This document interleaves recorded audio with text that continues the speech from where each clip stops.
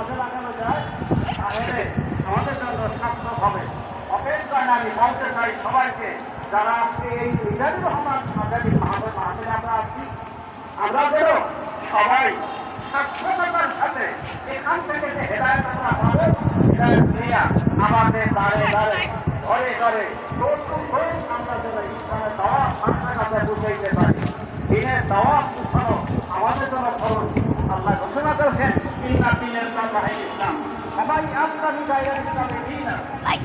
দিন ছাড়া অর্থ করে দিন খোঁজা, তালাশ করা, কোনো ব্যবস্থা খোঁজা তার জায়গায় হারাম, কোনো মানুষের জন্যই জায়গায়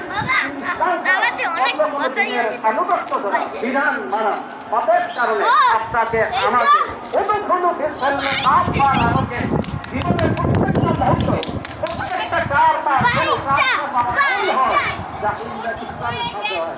এই জন্য আল্লাহ ঘোষণা করেছেন আপনাকে সৃষ্টি করা হয়েছে ইবাদতের জন্য। শুধু ইবাদত, প্রত্যেকটা কাজই হবে ইবাদত। আপনার আমার প্রত্যেকটা কাজ ওই ফুলটা যেমন বা এই চরণটাকে বানাতে পারে। আসলে আমরা যেন এই বাংলাদেশটাকে তুলে ফলে সব সময় যেন গর্ব করিয়া বলতে পারি, এটা আমরা এই বাংলাদেশটাকে আমরা সুন্দরভাবে করতে পারি। আসেন কোরআনের সাথে করার তৌফিক সুযোগ কামনা করে আমি আমার বক্তব্য শেষ করি। আবার তৌফিকি ইল্লা বিল্লাহ। ধন্যবাদ।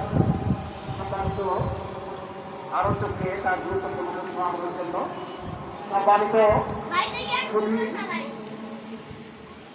আজকের ঐতিহাসিক মাহফিলের এখন আপনাদের সামনে কোরআনে হাফিজ থেকে সংক্ষিপ্ত তেলাওয়াত করবেন ওয়াসি ওমরের বাইকে